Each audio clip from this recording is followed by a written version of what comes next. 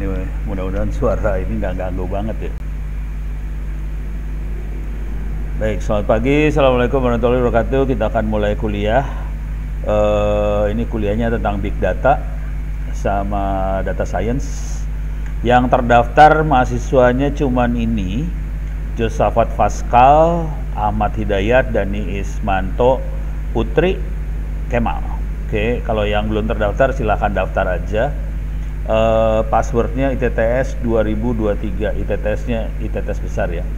Nah, yang jadi masalah, Dani mungkin tidak akan ngerjain kuliahnya karena Dani sedang mengerjakan program bangkit. Cuman yang lain ini belum banyak yang mengerjakan kuis. Josafat lumayan mengerjakan kuis sampai nomor banyak juga Josafat. Nilainya masih 25 karena UTS sama UAS belum dikerjakan.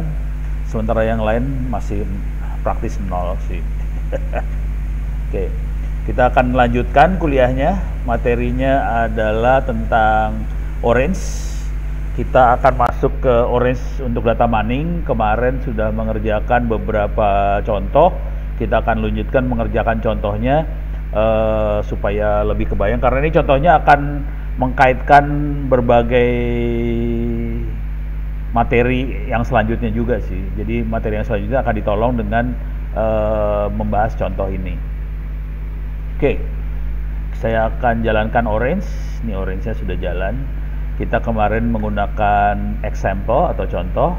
Oke, kita sudah sampai principal component analysis udah. Ini saya lupa, udah belum ya hierarchical clustering ya? Coba kita lihat lagi lah. Kalau nggak kita bahas ini aja. Kalau nggak salah belum. Yang principal analysis, principal component analysis atau PCA itu kita membahas tentang kalau kita punya data gede banget, fitur banyak sekali. Dari sekian banyak fitur kita perlu mendeteksi fitur mana yang paling menentukan hasil. Itu PCA. Oke, jadi principal component analysis adalah metode bagaimana untuk mereduksi dari fitur yang sekian banyak. Misalnya ada 40 fitur, jadi sumbu X-nya ada 40. Bagaimana caranya kita mengkonversi jadi sumbu X-nya hanya 3 atau 4 supaya lebih gampang analisanya. Kira-kira itulah PCA. Sekarang kita masuk ke hierarchical clustering. Kita buka, open. Nah, ini pada dasarnya kita melakukan pengelompokan, tapi ini teknik yang dipakai adalah teknik unsupervised learning. Jadi proses belajarnya tidak disupervisi. Jadi kita sebagai programmer jadi kalau ingat persamaan yang dipakai adalah persamaan linear AX plus B sama dengan Y. Y-nya nggak ada. Jadi Y-nya ditentukan oleh komputer, gitu ya. Kalau data sebelumnya pakai iris, bunga iris flower, itu X-nya adalah sepal length, sepal width, petal length, petal width. Y-nya adalah klasifikasi dan itu dikasih. Nah di sini si Y-nya nggak ada. Data yang dipakai adalah brown selected. Nah ini brown selected yang dipakai buat PCA juga kemarin. Ini Y-nya banyak banget. Y-nya banyak banget. Cuma di sini kita tidak menggunakan function ini maupun gene ini. Jadi dua-duanya nggak dipakai. Dari variabel yang ada alpha 0, alpha 7, alpha 14, 21, 28 dan seterusnya. Bagaimana dari fungsi yang ini kita bisa dapetin klasifikasinya. Kira-kira kayak gitu cara berpikirnya. Oke. Nah, caranya adalah kita ngitung jarak antar fitur. Jadi fitur yang jaraknya sama atau fitur isinya sama kita kelompokkan. Nah, di sini kita bisa ngelihat bahwa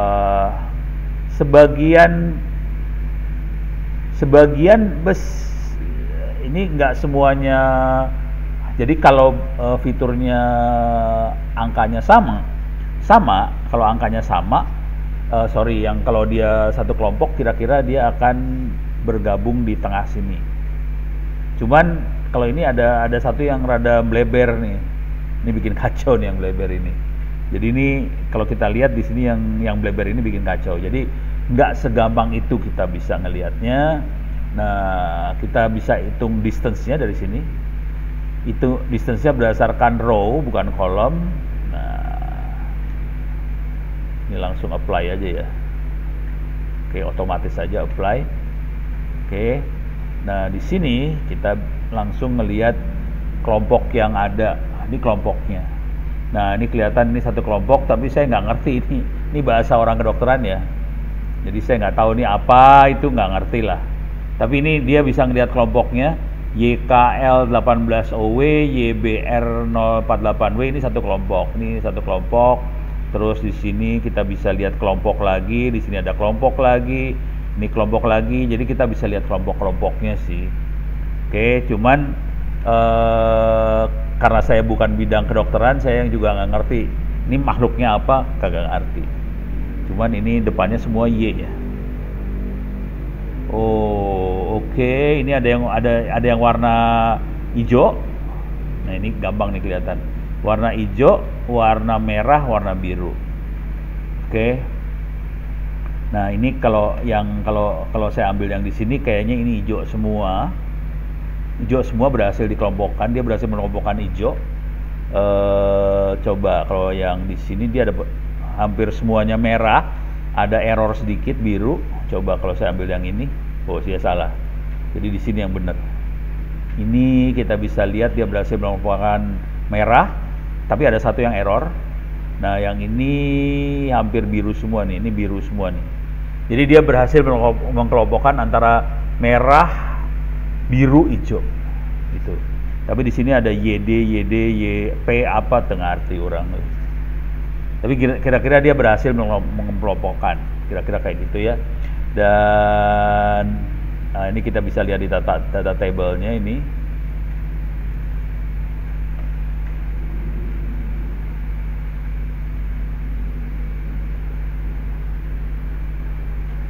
Oke. Ini saya kecilin dikit biar kelihatan. Ini antara tabel data sama kelompoknya itu sendiri. Ini adalah tabel data yang biru. Alfanya berapa, alfa berapa. Ini adalah proteas. Kalau kelompok yang merah adalah resp. Kelompok yang hijau adalah ribo. Jadi dia berhasil. Jadi dia berhasil mengelompokkan baik menggunakan supervised learning maupun unsupervised learning, dia oke dua-duanya ya. Oke, sekarang kita akan lanjut lagi. Ini kalau ada pertanyaan silakan tulis di chat aja ya kalau ada pertanyaan. Jadi kalau kita lihat programmingnya cuma gini aja. Jadi ini load datanya adalah file Excel. Oke, atau kita lihat ini datanya bentuknya kayak gini doang sih. Datanya kayak gini. Ini fiturnya alpha 0, alpha 7, alpha ini fiturnya semua. Perhatikan di sini ada beberapa data yang kosong ya. Ini ada yang tanda tanya itu kosong semua, nggak ada datanya. Kalau mau kita bisa pakai tambahan program supaya data kosong diisi. Isinya bisa macam-macam, ada yang rata-rata lah, ada yang kita isi dengan satu nilai yang kita set sebelumnya dan sebagainya. Jadi ini yang tanda tanya adalah data yang kosong dan bisa kita isi sebenarnya nantinya pakai program diisi. Nah, ini function adalah sumbu y-nya, yang alpha 0 dan seterusnya ini adalah sumbu x-nya. Oke. Dan di sini kita berhasil. Kalau pakai supervised learning, ciri khas unsupervised learning, ciri khasnya selalu dia akan ngitung distance dan dia cluster. Cluster adalah pengelompokan. Oke. Nah, di sini kita bisa lihat juga nah ini kebetulan ini ribu semua. Ribu semua ada 21. Kita bisa select dari sini sih sebenarnya. Oke. Ini Ini kelihatan proteas berapa, ribo berapa. Ini saya buang dulu. Oh, sorry. Nah, yang ini proteas semua. Yang ini adalah ada satu proteas, yang lainnya benar-benar resp. Jadi kita bisa ngelihat box plot maupun dari datanya. Jadi bisa. Ini visualisasi yang, jadi selalu yang namanya data analitik, machine learning dan sebagainya, selalu prosesnya cuman ambil data, modeling, visualisasi. Selalu gitu aja. Data, ambil data, modeling, visualisasi.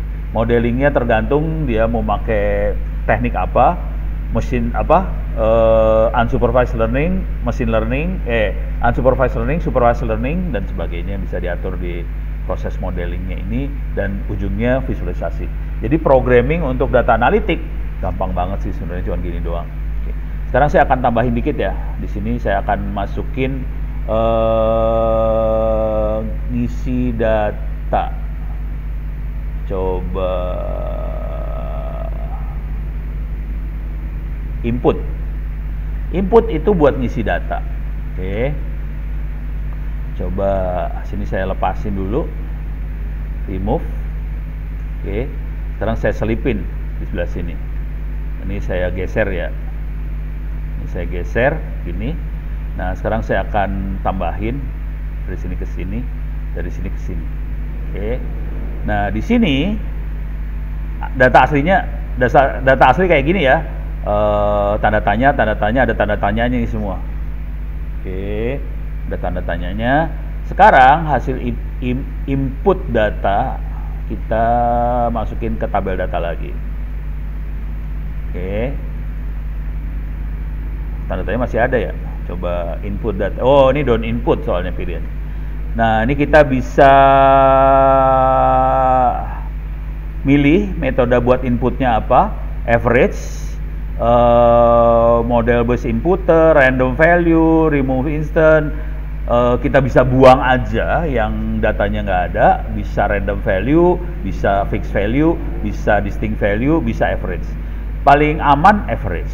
Oke, saya akan input average aja. Sekarang kita coba lihat efeknya.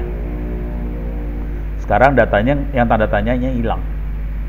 Oke, yang tadi ada tanda tanya hilang semua, tidak ada lagi tanda tanya. Walaupun angkanya adalah minus 0,00, minus 0,012 gitu ya. Jadi angkanya agak beda sama angka yang normal.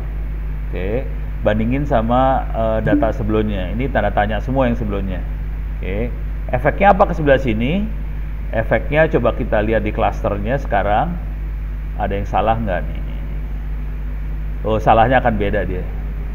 Dia ada salah beda sih sekarang. Jadi akan berubah salahnya. Tapi tetap di sini ada salah 2 gitu. Di sini. Jadi yang bakal salah yang merah ini salah sih. Tapi yang sebelum diinput salahnya cuma 1, sekarang salahnya ada 3. Oh, 3 salah nih sekarang. Jadi efeknya bisa kita lihat. Efek dari input data. Oke. Jadi dalam statistik kalau ada data kosong bisa kita isi sih, nggak masalah. Tinggal metode apa yang kita isi atau kita buang sekalian. Coba kalau inputnya kita buang, efeknya apa ya? Ini remove. Kita buang nih kalau remove ya, remove. Kita bisa lihat efek di sininya. Data birunya jadi benar. Sorry, ini jadi kacau nih, lebih jelek efeknya. Sorry. Ini yang, nah di sini biru semua, merahnya ada error 1. Ini setelah di remove ya, di remove merah ada error 1, tadinya birunya yang errornya 1. Jadi efeknya bisa macam-macam, dan ini semua eksperimen. Kita bisa milih metode apa yang kita pakai supaya hasilnya terbaik, kira-kira kayak gitu. Ini contoh kalau kita selipin input data, jadi data yang kosong kita masukin. Dan ini biasa di statistik, data bisa kosong, nggak masalah lah. Cuma diatur-atur aja ntar mau diapain. Beres ya, ini satu hal. Jadi ini adalah teknik untuk data yang besar dan kita pengen lihat klasternya. Dan ini berhasil kita lihat klasternya. Oke, kita tutup lagi. Kita akan jalankan lagi orange-nya. Ups, ada di mana tadi teh? Ini ya. Walah. Coba masuk sini. CD Anaconda. Orange bin. Oke.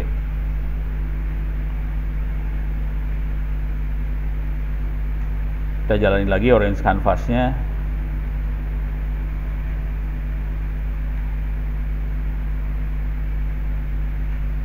Oke, kita masuk contoh lagi. Oke, PCA sudah, sekarang kita hierarchical clustering sudah, sekarang feature ranking. Oke. Feature ranking adalah untuk melihat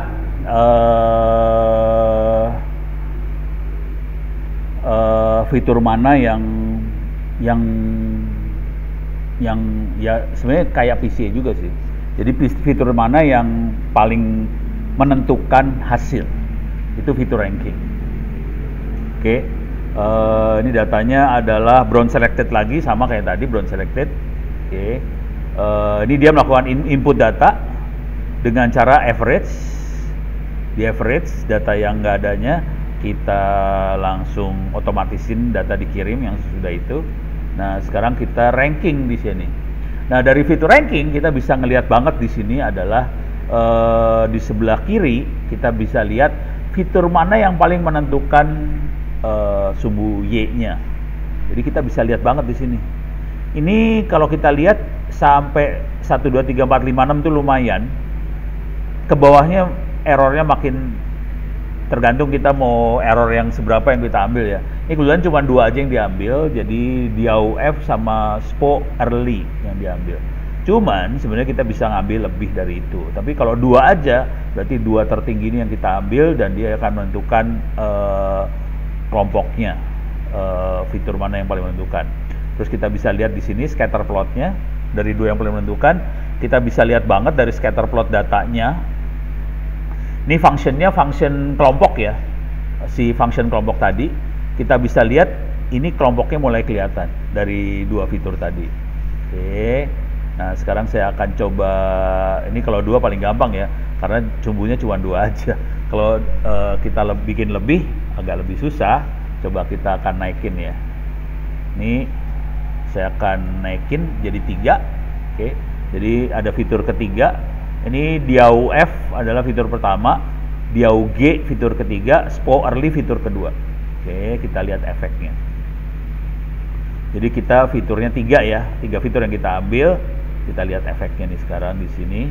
Nah, ini fitur 1 2 yang kita ambil, kita bisa ngelihat pengelompokannya cukup gampang. Dan kalau dengan cara seperti ini, algoritma cukup mudah untuk memisahkan dari 2 fitur tadi. Nah, ini kita bisa rubah efeknya gimana. Kalau misalnya SPO early-nya kita ganti sama DAUG, nah mulai lebih susah di sini. Kecampur dia. Ini campurnya lebih banyak. Kalau DAUF yang kita buang, kita SPO early, lebih kacau. Ya masih bisa kita kelompokin lah. Masih bisa kita kelompokin. Jadi kira-kira kayak gitu mainnya. Jadi dengan cara ini kita bisa milih nanti kalau menganalisa data. Jadi dari fitur ranking kita bisa lihat oke, fitur mana aja yang paling menentukan dalam pengelompokan, fitur itu aja yang kita proses. Fitur lain nggak usah diproses karena kontribusi dalam penentuan kelompoknya nggak besar banget. Jadi buang aja. Tapi itu kita perlu menganalisa dulu errornya seberapa besar waktu kita milih fitur tadi. Terus ya. Jadi ini biasa di dunia statistik, isinya cuma gitu doang sih. Bagaimana kita mengelompokkan, kemudian gimana caranya kita melakukan prediksi, cuma 2 itu aja sih isinya sebetulnya. Beres ya. Oke, jadi bentuk programnya cuma gini aja. Input sih nggak penting, input cuma buat supaya datanya ada angka semua, data yang kosong-kosong diisi. Oke, kemudian kita bisa dapat kelompoknya. Jadi programnya balik lagi, kalau lihat programnya ambil data, read data dari file, kemudian proses, visualisasi. Jadi bentuk programnya cuma gini doang sih. Ambil data, proses, visualisasi. Ambil data, proses, visualisasi. Oke. Jadi ini sama sekali nggak ada bahasa Python apa. Tapi di belakangnya ini Python sih sebenarnya. Oke. Balik lagi, saya tutup. Sekarang kita masuk lagi ke yang lain. Oke.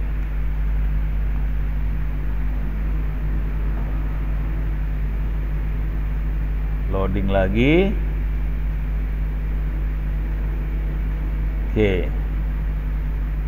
Kita sudah ngelihat hierarki fitur ranking, cross validation. Oke, Mas buka.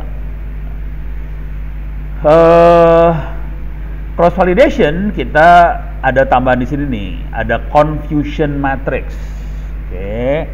Confusion dalam bahasa Inggrisnya adalah bingung, confused tuh bingung. Ini adalah matriks kebingungan. Judulnya gitu ke bahasa Indonesianya kayak gitu ya. Kalau yang ini biasa saya pakai test and score, berapa kali sebelumnya saya juga pakai test and score. Ini untuk ngelihat ini ada berapa algoritma yang dipakai, logistic regression, random forest, sama SVM. Kita bisa nambah lagi modelnya, misalnya kalau mau global saya tambahin aja tree, di sini saya bisa masukin kayak gitu. Jadi kita bisa ngelihat dari beberapa algoritma, mana yang errornya paling kecil. Intinya itu dalam melakukan analisa, kita harus bikin model yang menghasilkan error paling kecil. Algoritma mana yang dipakai supaya model yang kita hasilkan menghasilkan error paling kecil. Supaya waktu dia melakukan perdukunan, melihat ke depan forecasting, itu kemungkinan besar hasilnya benar gitu. Karena kan kita hidup dari urusan dukun-mendukun ini sih ya. Misalnya 2024 presidennya bakal siapa. Nah, ini bisa main pakai ginian juga sih sebenarnya. Oke. Ini data yang kita pakai adalah iris tab. Ada 4 fitur di sumbu X, sepal length, sepal width, petal length, petal width, sama sumbu Y-nya kategori irisnya. Apakah itu iris setosa, versicolor, atau virginica. Beres ya. Jadi ini sumbu X-nya adalah sepal dan petal, length width ada 4, kemudian sumbu Y-nya ada 3. Nah, kalau 3 ini bukan linear regression yang dipakai, kita biasanya makainya logistic regression. Oke. Bentuk datanya seperti ini. Kita udah pernah lihat minggu lalu kalau nggak salah. Bentuk datanya cuma seperti ini aja. Kita bisa pakai file Excel juga kalau mau. Nah, dari sini kita bisa lihat skornya nih sebenarnya. Kita tree lebih gede. Oh, enggak sih. Yang paling gede adalah logistic regression, yang paling besar. Jadi ini 0,967, maksudnya 96,7% presisi dia. Jadi tingkat presisinya adalah 96,7. Oke. Kalau kita bandingkan antar model, ini bisa lihat di sini perbandingannya sih sebenarnya. Oke. Tapi saya biasanya kalau membandingin, saya biasanya ngelihat presisi aja. Jadi model yang paling jelek adalah SVM Learner, yang paling bagusnya adalah logistic regression. Kalau mau bandingin berapa model yang lain juga bisa. Misalnya saya pakai naive Bayes, saya pakai gradient boosting nggak usah. Saya pakai neural network. Neural network adalah algoritma yang sering dibanggakan sama orang-orang komputer, sama orang-orang termasuk Google pakai banyak neural network. Jadi orang-orang komputer, Google, teknik elektro, mereka selalu tergila-gila dengan neural network, dan cara ngomongnya adalah neural network adalah otak, algoritma yang cara berpikirnya kayak otak lah, otak manusia, kira-kira kayak gitulah. Pokoknya sombong banget ya. Cuman kalau saya bilang neural network akan banyak pakai komputer, prosesor sama memori, hasilnya nggak seberapa juga sih sebenarnya. Coba kita lihat hasilnya ya. Ini saya tambahin nih, naive Bayes sama neural network. Coba kita lihat efeknya. Oke, naive Bayes paling butut 89%, neural network 94%. Tetap aja logistic regression lebih bagus. Jadi neural network bisa parah. Kalau mau bikin neural network ini parah, kita bisa ngeset parah. Jadi di masing-masing algoritma ini ada parameternya. Kita bisa rubah parameternya ini. Oke. Cuman buat ngerti ReLU tuh apa, Adam tuh apa, segala macam harus mulai belajar si algoritma itu seperti apa cara kerjanya. Oke. Saya belum berani membebani Anda untuk mempelajari algoritma-algoritma ini. Soalnya lumayan buat ngertiin makhluk-makhluk ini. Cuman kalau mau gampang cara berpikirnya, belajar yang namanya linear regression dulu. Oke. Jadi di sini ada linear regression. Belajar linear regression, yang lain akan mirip ke linear regression dan yang lain itu merupakan modifikasi dari linear regression. Oke. Coba saya ini buat icip-icip aja dikit ya. Linear regression, cara berpikirnya seperti apa? Coba kita lihat gambar.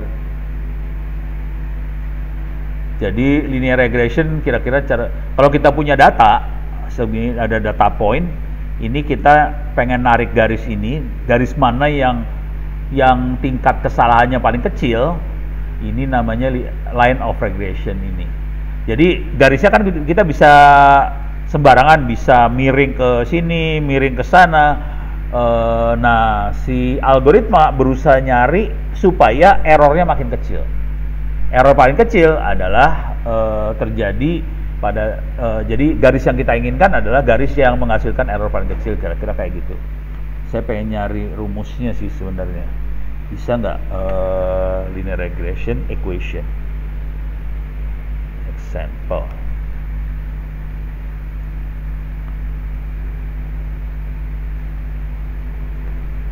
Oke. Nih. Jadi formulanya adalah M sama dengan MX plus B. Di sini M ya. Kalau saya biasanya AX plus B. Ini yang kita estimasi adalah slope-nya. Jadi si garis ini slope-nya seperti apa, B-nya akan geser-geser si garis sih sebenarnya. Nah, slope mana yang menghasilkan angka paling kecil? Ada nggak ya?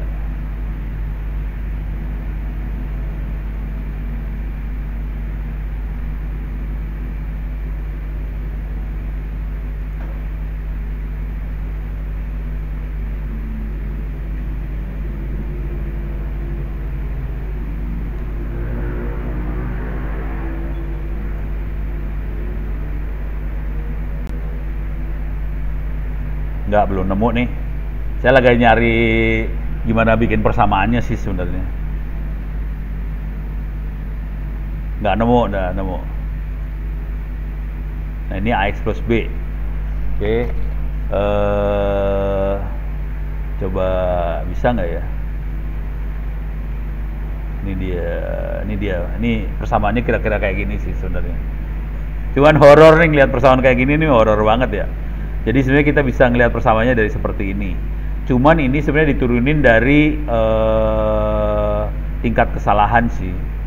Tingkat kesalahan mana yang paling minimum gitu ya. Jadi dari kesalahan minimum itu dia nurunin persamaan seperti ini. A-nya berapa, B-nya berapa sebagai fungsi X dan Y. Nanti A dan B-nya dapat. Cuman kalau kita melakukan ini secara numerik, ini kalau pakai kalkulator ya. Kalkulator caranya gini, kalau kita melakukan secara numerik itu biasanya saya akan nyari pakai matriks sih, kira-kira pakai matriks. Jadi sebetulnya kita pakai turunan pertama terhadap X. Jadi turunan pertama terhadap X, jadi Y enaknya gimana? Ini saya pakai ini aja ya. Ini saya kasih lihat lah teknik ngitungnya nih, teknik hitungnya. Sudo saya gedein ya. Saya cara main linear regression itu seperti apa? Gampang sih sebenarnya. Jadi hal-hal seperti ini nggak susah-susah amat sih, relatif gampang. Oke. Saya kasih lihat dikit aja ya. Oke. Jadi persamaannya adalah AX plus B sama dengan Y. Beres ya? Jadi persamaannya adalah AX plus B sama dengan Y. Oke. Nah, dari persamaan ini, kalau kita ambil turunan pertama, jadi kalau turunan pertama terhadap X itu kita dapat A, B-nya langsung hilang, sama dengan DY per DX, gitu kan? Jadi turunan pertamanya adalah DY per DX. Jadi dari DY per DX sama dengan A. DY itu apa? Kalau kita punya Y1 kurangin Y2 dibagi X1 kurangin X2, kalau kita punya dua titik ya, kalau kita punya dua titik DY per DX itu kita dapat DY per DX sama dengan A. Jadi A nya langsung dapat. Jadi A adalah selisih 2Y dibagi selisih 2X gitu ya. Jadi dari datanya kita bisa dapat A. Nah, yang seru adalah A itu kan kita punya angka X dan Y-nya banyak banget kan. Kalau kita punya X dan Y banyak, nanti kita cari supaya A berapa yang tingkat errornya paling kecil, kira gitu ya. Error dihitung, error didapatnya dari sini sih sebenarnya. Y hasil perhitungan dikurangin Y data, oke, itu error dari Y, dikuadratin, kalau square root ya, ini dikuadratin, jadi dijumlah semua nanti. Ini kalau enggak saya pakai, coba saya cari rumusnya biar gampang lah ya, biar saya nggak usah ngetik, males. Root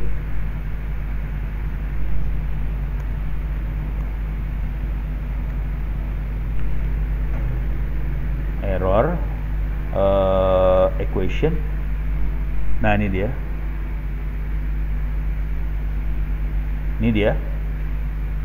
Jadi Y hasil prediksi sama Y yang benarnya selisihnya berapa dikuadratin, dijumlah dan dikuadratin dibagi totalnya di akar. Karena dikuadratin kita akar dan kita pengen hasilnya seminimal mungkin.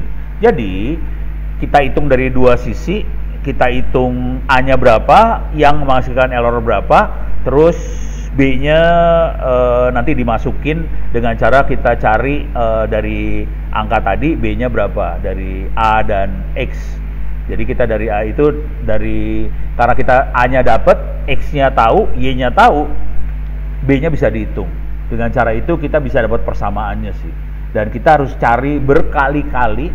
Jadi si A-nya itu dicoba-coba. Ini mainnya coba-coba semua. Coba-coba supaya dapat A-nya berapa. Dan dari percobaan-percobaan itu keluar algoritma-algoritma untuk nyoba A. A-nya dapatnya berapa. Nah, algoritma ini adalah solvernya Adam. Adam itu buat nyoba-nyoba A sih sebenarnya. Oke. Nah, nyoba-nyoba A-nya berapa. Nah, nanti activation relu apa segala macam itu urusannya bagaimana caranya supaya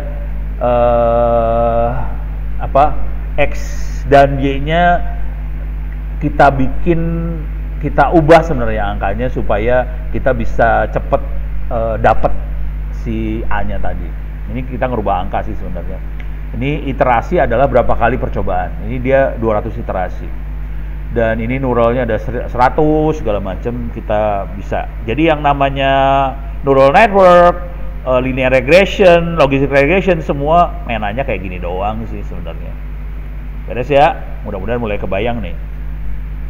Saya nerangin kayak gini, saya yakin Anda masih pusing kepala nih, maksudnya Ono ngomong apa sih ya. Tapi nanti pelan-pelan lah. Pokoknya kebayang, ini semua urusannya adalah kita nebak parameter, A-nya berapa, B-nya berapa. Fungsinya sebenarnya cuma AX plus B sama dengan Y, cuman A-nya harus ditemukan, B-nya harus ditemukan kan, dengan error yang seminimal mungkin, supaya kalau kita nanti melakukan prediksi segala macam, kita prediksinya nggak terlalu salah lah, kira-kira kayak gitu. Beres? Oke, kita lanjut. Ini kalau ada pertanyaan silakan langsung nanya ya. Walah, suaranya minta maaf, suaranya ke-mute dari tadi ya. La ilaha illallah. Ya bro. Udah setengah jam ngomong, suaranya ke-mute. Waduh. Oke, saya ulang lagi berarti ya, biar kebayang. Oke, mulai dari awal tadi ke-mute-nya ya berarti ya. Iya. Iya bro. Waduh. Ya udah, saya akan ulang cepet ya. Saya ulang cepet aja. Tapi ini dulu lah. Iyalah. Saya ulang cepet aja kalau gitu. Saya tadi monitor chatnya nggak keluar tuh chatnya yang suara ke-mute dari tadi. Tapi ada rekamannya lah, jangan khawatir. Ntar saya upload juga rekamannya. Oke. Saya versi cepat ya, sekarang kepaksa versi cepat lah. Parah. Oke, sekarang hierarchical clustering. Yang tadi dari awal hierarchical clustering. Hierarchical clustering adalah bagaimana caranya kita mengkelompokkan data tanpa ngelihat Y. Jadi kita mengelompokkan artinya kita ngitung Y. Jadi ini algoritmanya memperlihatkan bahwa kita bisa menghitung Y tanpa tahu Y-nya berapa sebelumnya. Cuman kalau ini kasusnya, kalau di sini, ini kan datanya adalah brown selected ya. Brown selected di sini X-nya banyak banget nih. Yang warna merah numerik tuh X, Y-nya adalah yang C ini, function kategori itu Y-nya. Sisanya adalah X.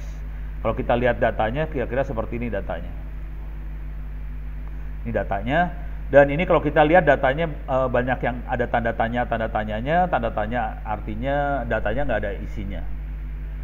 Di dalam orange kita bisa ngisi data yang nggak ada isinya tadi sih. Jadi data yang nggak ada isinya bisa kita isi, nggak masalah. Nanti dikasih lihat cara ngisinya. Nah, kalau kita mau ignore, kita tidak akan proses si Y-nya, kita bisa dari data yang ada kita ngitung distance. Distance itu adalah ngitung jarak antar X, antar data X. Kemudian setelah kita hitung jarak antar X-nya, nanti kita bisa bikin kelompok. Kayaknya yang XX yang ini kelompok yang ini deh. Yang X yang ini kelompok yang ini deh. Jadi itu yang mengkelompokkan adalah komputer, bukan manusia. Kalau manusia, dia Y-nya kita set. Kalau data seperti ini Y-nya apa, data seperti ini Y-nya apa, data seperti ini Y-nya apa, itu adalah clustering. Oke. Nah, kita bisa lihat heat map dari kondisi data yang ada seperti ini. Ini heat mapnya. Ini heat mapnya nggak bagus. Heat map adalah dia melihat Y sama Y. Oke, ini X sama X lah. Kita lihat harusnya kalau benar semuanya ada di tengah datanya. Cuman kalau kita lihat datanya ada yang nggak di tengah nih, daerah sini tidak di tengah datanya. Konsekuensinya kita punya masalah sih sebenarnya. Oke. Prof, maaf, screen-nya. Kenapa? Screen-nya. Screen-nya nggak keluar.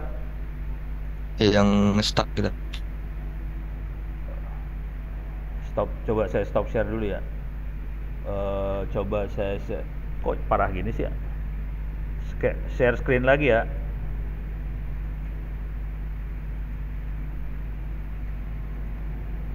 Ini keluar nggak nih sekarang? Ini keluar? Udah, Prof. Udah. Tadi nggak keluar ya? Aduh, rese. Tadi nge-stuck di browser. Oh, stuck di browser.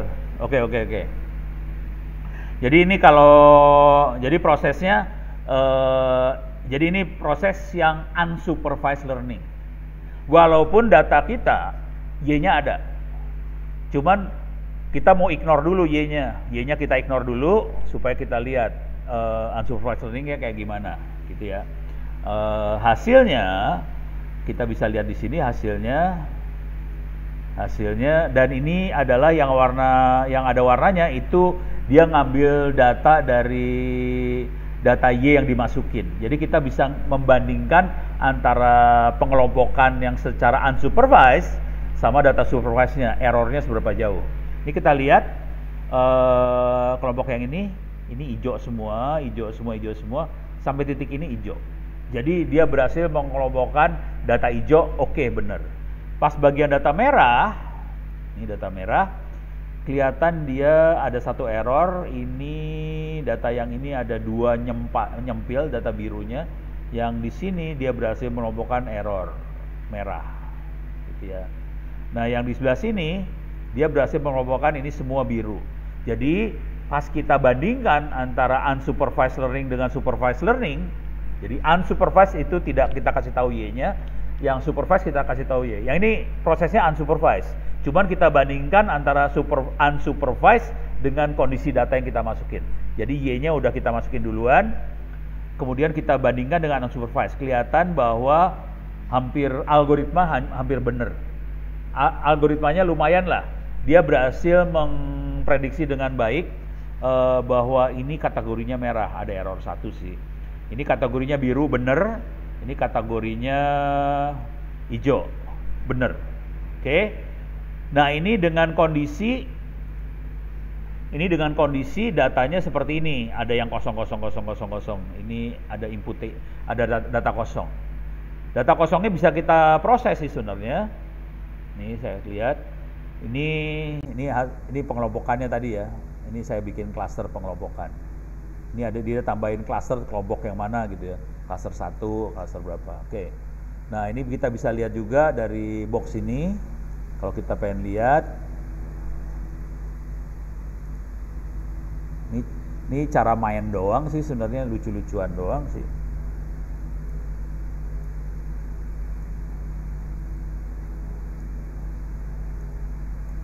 Jadi supaya gampang mainannya visual sih.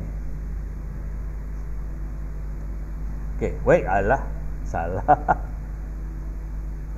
Mana ya tadi? Ini benar, salah. Ini benar. Mana klasternya, ini dia. Oke.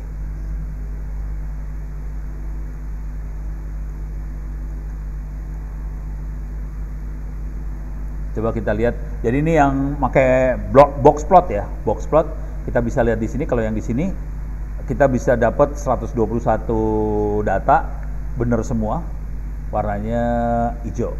Oke, sekarang di sini kita bisa lihat kalau kita pilih yang ini ada satu yang salah, ada 30 data benar. Kalau kita lihat di sini kita bisa lihat 32 yang benar. Jadi fungsi kita kalau melakukan data analisis, data science, kita pada dasarnya kita mau nyari data mana yang kita akan mengelompokkan data dan kita harus cross check algoritma data ini. Kalau kita pakai algoritma yang kita mau, berhasil nggak algoritmanya mengelompokkan, gitu ya. Ini unsupervised learning. Unsupervised learning bukan dikoreksi sebenarnya, dibandingkan dengan data benernya. Oke, jadi kita bukan supervised learning, kita unsupervised learning. Oke, ini tadi urusannya cuma gini doang. Jadi kalau kita lihat algoritmanya selalu ada 3 proses nih. Ini saya buang juga.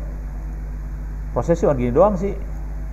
File, distance, ini heat map, ini cuma visualisasi aja, remove.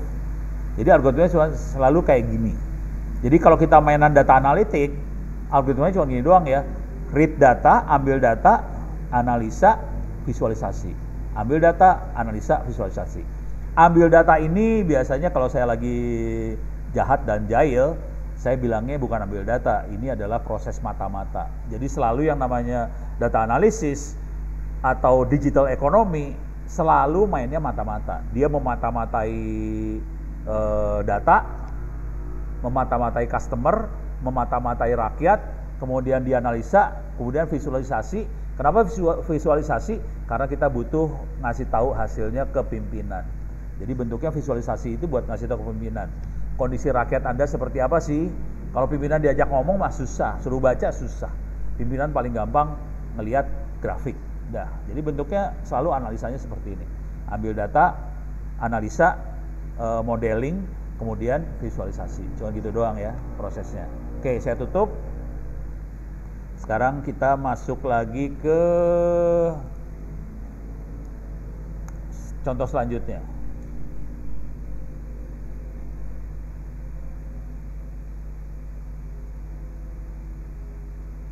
Oke, example.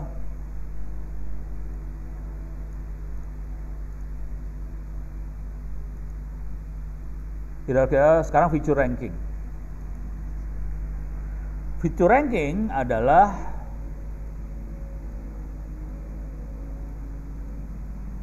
inputnya bukan feature salah. Salah. Oke, ini kelihatan masih titik. Feature ranking adalah kita sebenarnya pengen ngeliat di feature ranking dari sekian puluh variabel X mana yang paling menentukan kelompok tadi. Jadi biasanya kalau kita menganalisa data, kita sebenarnya nggak butuh semua data yang ada. Kita biasanya harus mengelompokkan dari sekian banyak sumbu X fitur yang ada, fitur mana yang paling menentukan Y-nya. Oke, di sini di fitur ini, fitur ranking, kita bisa lihat ini ada banyak fitur dan kita lihat ada 2 fitur ini yang paling atas ini, makin atas makin menentukan. Jadi ini yang warna merah itu tingkat penentuannya seperti apa. Tentu aja kalau kita select semua fitur, tapi ini ada 79 fitur, bonyok loh. Programming komputernya lumayan karena kita harus pakai 79X. Kalau kita males, kita bisa memilih misalnya 2 fitur utama sini. 2 aja. Dari sekian banyak fitur, 2 fitur. Oke. Nah, kita bisa lihat seberapa bagus dia bisa melakukan klasifikasi. Nah, dari 2 fitur aja kita bisa lihat ini algoritma mata, bukan algoritma sekarang. Mata cukup gampang buat menseleksi kelompok. Ini pakai mata ya. Kita bisa lihat bagian ini warnanya hijau, bagian atas ini warnanya biru, bagian kanan ini warnanya merah. Itu mata. Cuman pakai pakai 2 fitur. Oke. Sekarang kita mau gombal dikit. Nah, ini ada input. Input ini adalah paling gampang ini deh. Saya kasih lihat dulu datanya. Ini saya buang aja kata-kata ini ya, buang. Ini kondisi datanya seperti ini tadi kalau kita ingat. Di sini datanya banyak yang, ini saya tutup dulu. Ini kelihatan banyak yang tanda tanya. Ini tanda tanya artinya datanya kosong, nggak ada datanya. Kalau nggak ada datanya harus diapain supaya pakai doa mudah-mudahan hasilnya lebih bagus. Oke. Nah, kita input. Input adalah datanya kita bohongin. Jadi kita boleh bohongin data sih, tapi harus pintar bohonginnya. Oke. Nah, ini setelah diinput ada isinya nih, yang tanda tanya diisi sama dia. Jadi input fungsinya adalah data yang kosong kita isi. Gitu ya. Oke. Data yang kosong kita isi. Nah, sekarang kita masuk ke fitur ranking ini. Nah, kalau main fitur ranking, kita bisa select dari sekian fitur, dari 79 fitur mana yang akan kita ambil. Oke. Dan ini kita lihat efeknya di scatter plot. Nah, sekarang saya akan coba, ini kita lihat scatter plotnya di sebelah sini ya. Nah, sekarang saya akan coba rada gombal banget. Kita akan main unsupervised learning. Ini kita hitung distance dan kita lihat kelompok. Oke. Distance dan kelompok, dan di situ kita pengen ngeliat visualisasi. Coba box plot lagi kayak tadi ya, box plot. Jadi kita bisa programnya cuman tarik-tarik kita pengen apa. Nah, tapi sekarang kita mainnya ranking nih. Kita tidak analisa semua fitur. Tadi sebelumnya kita analisa semua fitur sampai 79 fitur. Sekarang kita akan hanya beberapa fitur aja yang utama aja. Kita dapat fitur yang utamanya dari fitur ranking ini kita dapat. Nah, sekarang kita akan alirin fitur ranking ini ke distance. Oops, sorry, salah. Ini remove. Salah, bukan ini. Kita bukan distance file. Distance yang ini. Oke. Jadi inputannya dari sini. Oke. Sekarang kita lihat hasilnya. Nih, kita bisa lihat. Terus kita pengen lihat ini. Oke. Coba kita lihat. Jadi kita tidak analisa semua data nih sekarang ya. Kita hanya fitur terpentingnya aja yang kita analisa. Kita pengen lihat seberapa presisi dia berhasil melakukan klasifikasi. Oke. Coba, nah kita lihat di sini ya. Ini ada satu yang salah. Oke, coba angkanya berapa? Sorry, salah.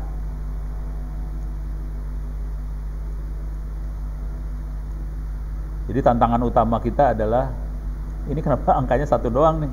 Rese. Ini satu doang. Alah, parah. Ini kok satu sih? 120 sih angkanya, cuman kepotong jadi satu ya. Tapi ngerti ini ada 120. Ada 120, ada satu warna biru, salah. Yang ini 120 benar. Oke, coba kita lihat di sini. Kalau di sini kita dapetin 33 biru semua. Nah, yang merah agak kecampur, ada 30 refs-nya, ada 30, ada satu salah. Cuman kita analisa dengan 2 parameter dari 79, kita hanya pakai 2. Dan kita berhasil melakukan klasifikasi juga dengan pakai 2 sumbu X. Oke. Hasilnya oke lah. Kita cuman salah sedikit-sedikit aja. Nah, kalau kita tambahin fiturnya, mana tadi teh? Fitur rankingnya mana? Ini dia. Rankingnya saya enakin ya. Sekarang saya akan pakai beberapa fitur yang dominan aja. Beberapa fitur yang dominan saya ambil. Saya lihat efeknya nih sekarang. Kalau tadi kan hanya 2, saya lebihin lah, 10 lah. Walah. Iyalah. Saya akan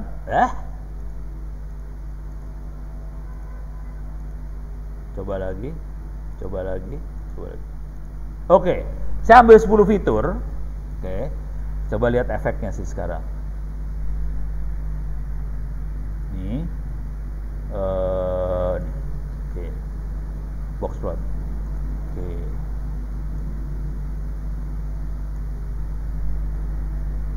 Coba lihat di sini.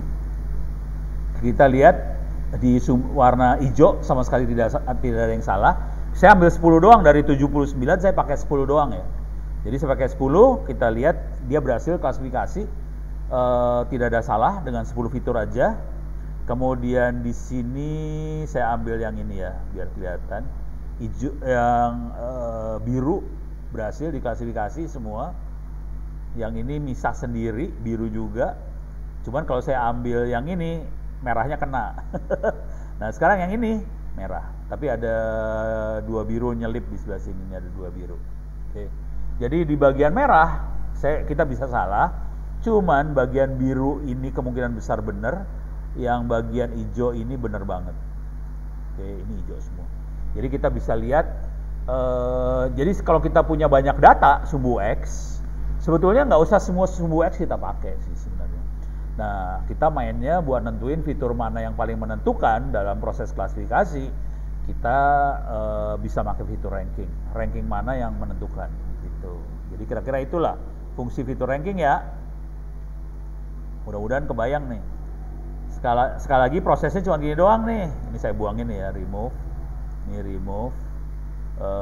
Scatter plot ya, biar ini visualisasi bisa pakai scatter plot. Nah, ini prosesnya agak seru di sini. Nah, ini input bagian yang ini. Jadi ada yang ngambil data dan memproses data sebelumnya, kemudian kita ranking dan kita lakukan modeling. kemudian visualisasi. Jadi ini adalah, diulang lagi, ini adalah proses yang namanya data analysis. Data science cuma gini doang, ngambil data, modeling, visualisasi. Visualisasi ini penting karena kita harus laporan ke bos yang ngasih duit. Kira-kira itulah.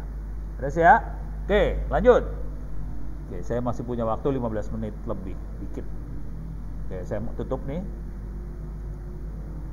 Oke, sekarang saya masuk lagi Orange Canvas.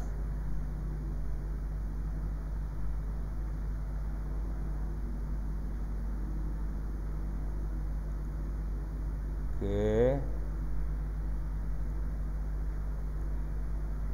Fitur ranking udah, cross validation. Di cross validation kita ngecek. Oke. Di sini bedanya, di sini ada confusion matrix. Kalau matrix kita tahu matrix itu apa, yang seru adalah confusion. Dan confusion matrix itu istilah standar, istilah yang sering dipakai di dunia data analysis, data science. Confuse artinya bingung. Dengan confusion matrix kita bisa ngelihat seberapa bingung algoritma yang kita pakai. Sebenarnya gitu aja sih. Kita pengen analisa. Ini algoritma yang dipakai bingung nggak sih ngelihat datanya? Kira-kira kayak gitu. Oke. Ini data yang dipakai adalah iris table. Oke. Ini kita bisa ngecek algoritma mana yang menghasilkan yang paling presisi. Ini saya buang-buangin lah komen-komennya. Ini komen saya buangin. Oke, udah. Uts, ini sambungin ke sini. Kita bisa lihat ini yang paling presisi adalah logistic regression. Itu paling presisi. Kedua random forest. Tapi jujur kalau saya di lapangan dengan data yang cukup random forest ini lumayan bagus. Kadang-kadang logistic regression kalah sama random forest. Oke. Nah, di sini saya akan coba masukin beberapa algoritma yang lain. Oke. Ada naive Bayes, ada neural network, ada stochastic gradient, ada SVM udah tadi, KNN segala macam. Oke, saya masukin semua biar ngelihat efeknya seperti apa.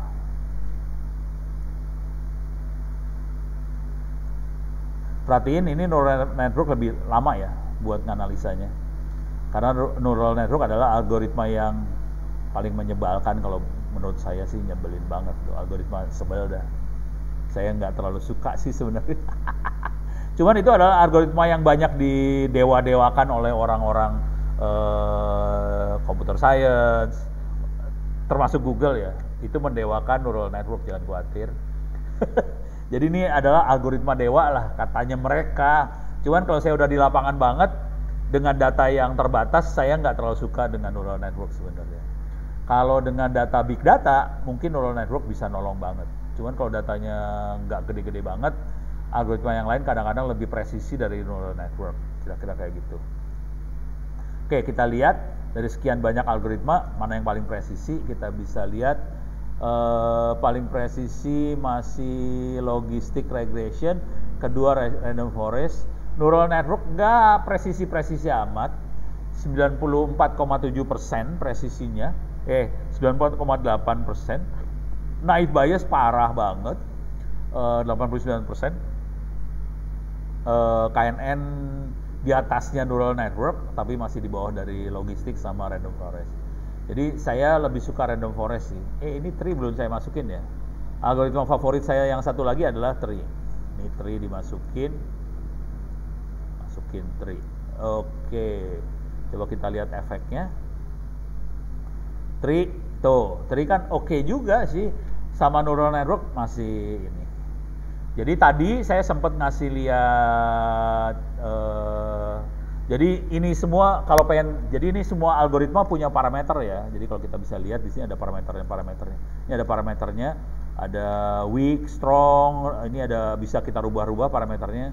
Dan hati-hati kalau ngerubah parameter, algoritmanya bisa tambah jelek, bisa tambah bagus. Kita perlu ngerti parameter-parameter tadi. Ini parameternya, ada berapa tree, segala macam. Kalau kita rubah parameternya, kadang-kadang algoritmanya menjadi lebih lambat. Oke. Cuman untuk ngerti algoritma ini cara kerjanya paling gampang adalah kita lihat yang namanya linear regression seperti apa. Oke. Ini saya kasih lihat aja beberapa parameter dulu ya. Tree ini ada parameternya, bisa kita rubah. SVM ada parameternya, bisa kita rubah. Naive Bayes nggak ada parameternya, paling keren. Neural network ada parameternya. Ini ada solver Adam, itu nentuin algoritma mana yang bisa cepet kita pak. Ini ada pilihannya di sini. Nah, ini ada banyak. Oke. Relu, ada logistik, ada entity segala macam.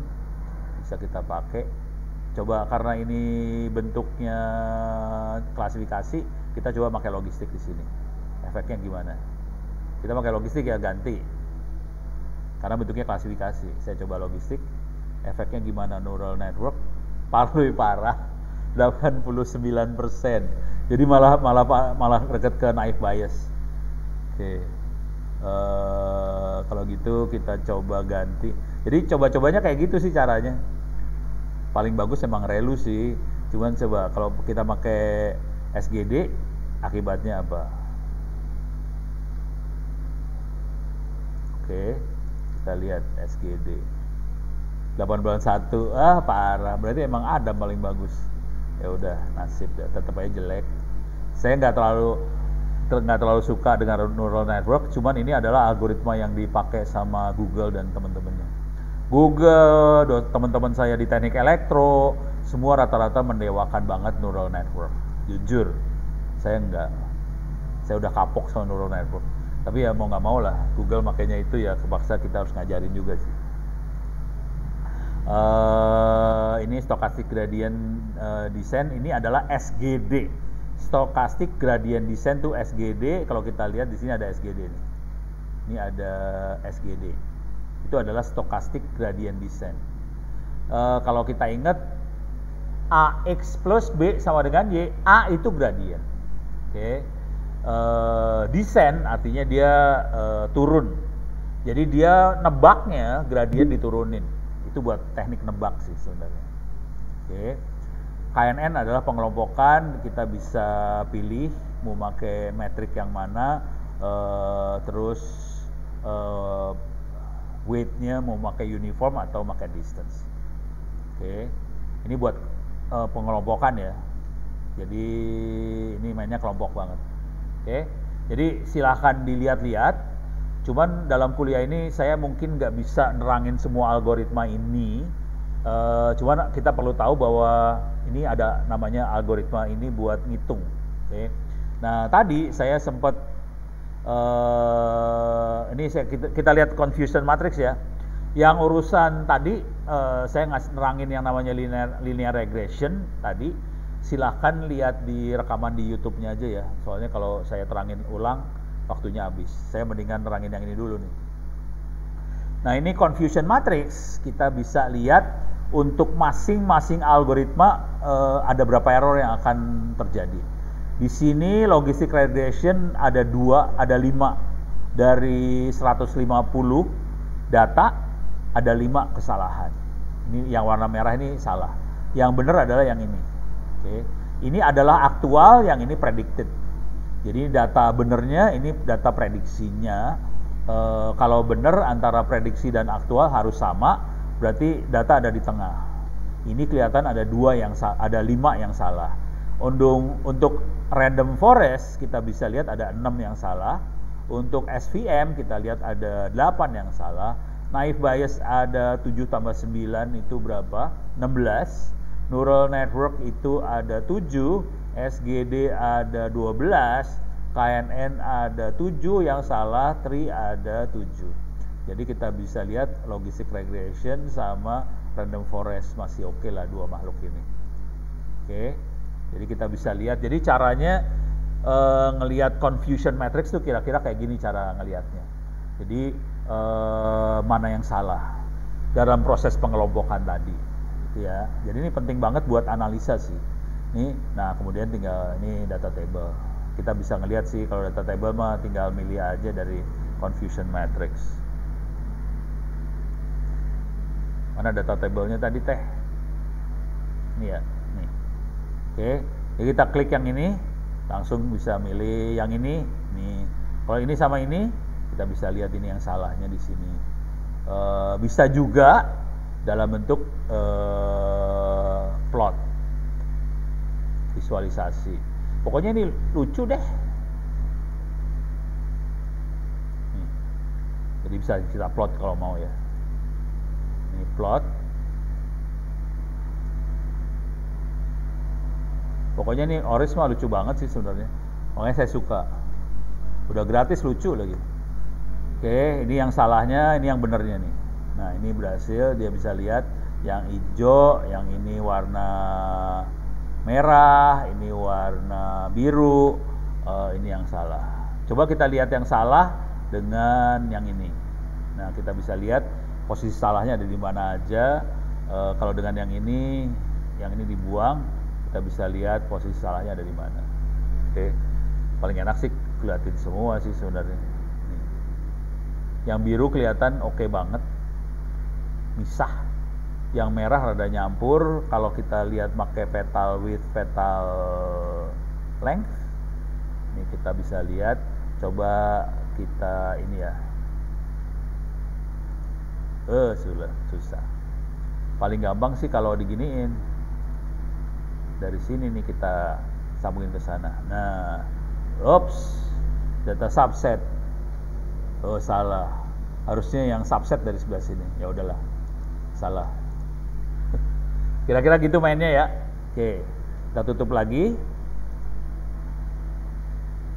Sekarang kita akan coba lihat lagi. Kita akan coba lihat pakai selanjutnya analisa apa lagi. Ini contoh semua yang saya jalanin ya.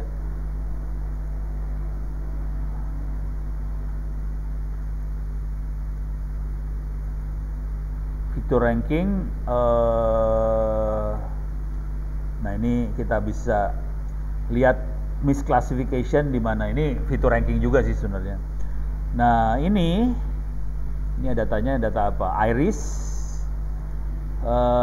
Dia pakai logistic regression. Kita bisa lihat tingkat presisinya 96,7%. Kemudian di sini confusion matrixnya. Ini yang tadi yang saya maksud nih. Kita nah ini confusion matrix.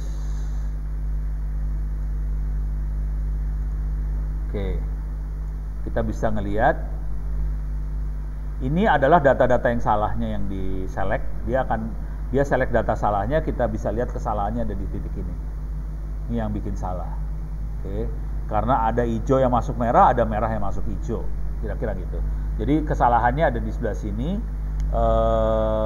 Untuk logistic regression.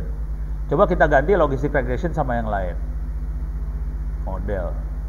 Kita ganti sama tadi yang bagus juga random forest ya. Random forest. Ini random forest. Kita ganti di sini. Tree. Kita masukin ke sebelah sini. Oke. Di sini, nah di sini kita bisa milih nih.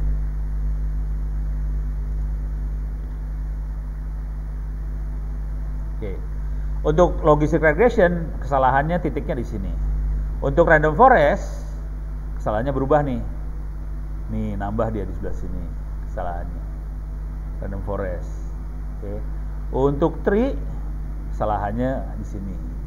Jadi kita bisa lihat biang kesalahan daerah wilayah ini bikin salah. Gitu.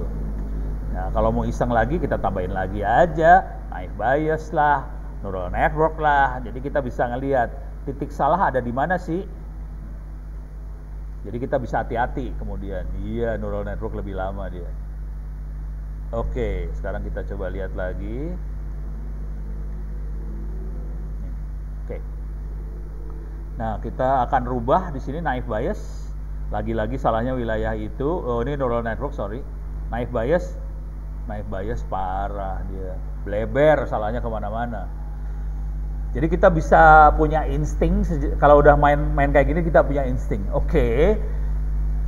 Titik-titik yang bikin salah di mana? Titik sini. Nah, kalau kita udah tahu titik yang bikin salah di mana, supaya proses supaya model kita bagus, titik salah bisa kita buang sih sebenarnya. Atau kita paksain. Kita bisa maksa juga boleh, kita buang juga boleh. Jadi titik salah bisa kita buang dari data, atau kita paksain supaya Y-nya kita rubah, supaya data jadi lebih bagus hasilnya.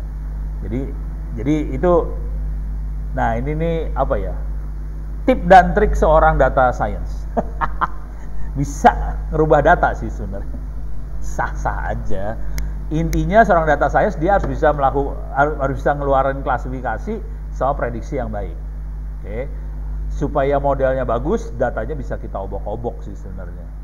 Beres. Tapi obok-oboknya harus benar ya, ngobok-oboknya jangan ngobok-obok sampai hancur lebur datanya, kacau ntar. Jadi kira-kira kayak ginilah cara mainnya. Oke. Jadi data bisa kita rubah-rubah sih sebenarnya. Dah, ini kebayang yang bikin masalah di daerah sebelah sini. Perhatikan antara biru sama merah nggak ada masalah di situ. Oke, ini keluar lagi, kita mulai masuk lagi ke yang lain, clear layar.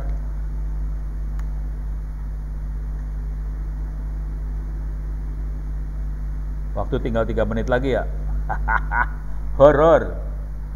Masuk example lagi. Saya lagi nggak monitoring chat. Coba ada sesuatu nggak di chat? Sementara anggap aja nggak ada ya. Oke. Sekarang kita masuk text processing. Nah, saya punya masalah dengan word cloud-nya nggak jalan nih mudah-mudahan jalan ya. Tapi di komputer saya nggak jalan. Ini laptop yang saya pakai. Nah, text processing adalah kita main yang namanya corpus. Corpus itu apa? Corpus adalah file Excel yang isinya teks. Kira-kira kayak gitu dalam bahasa yang sederhana. Kita bisa lihat, ini ada corpus namanya Grim Tales Selected tab. Jadi ada title, ada abstract, ada ATU numerical thing, naon. Cuman fiturnya kita ambil teksnya doang. Oke. Nah, sekarang corpusnya sebenarnya bentuknya kira-kira seperti ini sih. Ini corpusnya nih. Oke. Jadi dia punya, sebenarnya ada klasifikasi, ATU topik klasifikasi, ATU type klasifikasi. Jadi klasifikasinya adalah cerita tentang magic, ini magic, ini cerita tentang animal tales, ini cerita tentang animal tales, magic lagi. Jadi ini ada ceritanya, ada kisahnya, ada teks tentang kisah, terus kategorinya cerita apa.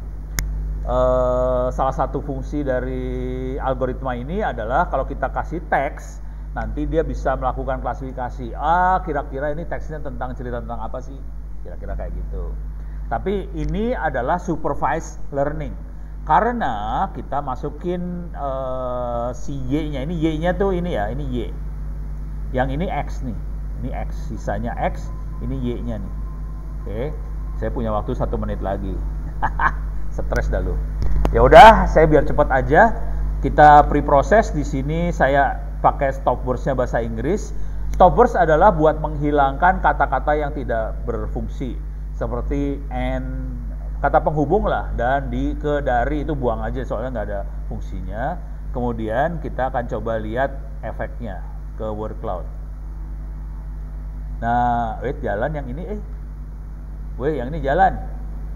Oke. Saya tiltnya saya buang. Kelihatan kata, jadi word cloud adalah ini sebenarnya ada statistiknya di sini. Set ada 668 kata, came ada 29 kata. Jadi fungsinya adalah dia menghitung jumlah masing-masing kata. Jadi dalam satu teks dia akan hitung kata ini ada berapa, kata ini ada berapa, kata ini ada berapa. Dengan cara itu dia bisa ngelihat isu yang paling dominan dalam teks ini apa. Cuman ini semua teks ya. Tadi kan kita lihat dalam file Excel ada banyak teks ya. Kata yang paling banyak adalah little, said, came, went, won. Oke. Jadi walaupun di sini ada princess, ada apa, tapi kata yang paling banyak keluar adalah ini kira-kira. Dan ini kalau kita pakai buat analisa nanti 2024 kan ada pertempuran antar calon presiden atau calon gubernur segala macam, kita ambil aja berita terus kita analisa untuk masing-masing presiden. Misalnya Pak Ganjar isunya apa, Pak Anies isunya apa, bisa kita lihat kayak gini caranya sih dari berita. Gitu ya. Beres ya? Oke, waktu sudah habis. Minta maaf tadi unmute, saya kagak monitoring chatnya ada di bawah ternyata. Untung ya mudah-mudahan bisa bermanfaat. Bila itu ada. Wassalamualaikum warahmatullahi wabarakatuh. Sampai ketemu minggu depan.